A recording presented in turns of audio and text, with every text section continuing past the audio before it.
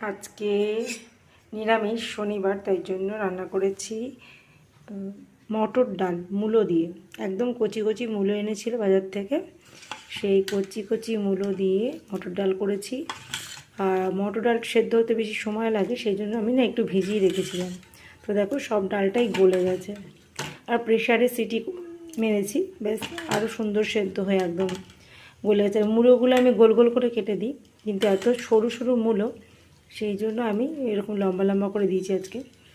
আর নামানোর সময় ধনেপাতা দিয়েছি আর কালো জিরে ফোড়ন দিয়েছি।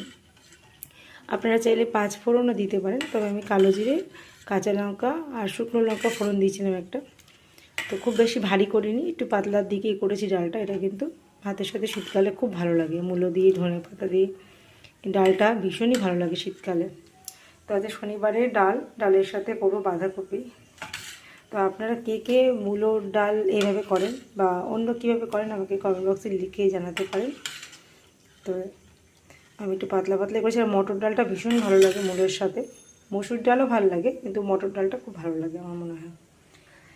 তো প্রেশারে সেদ্ধ করতে হবে, না হলে কিন্তু কড়াইতে অনেক সময় লাগবে।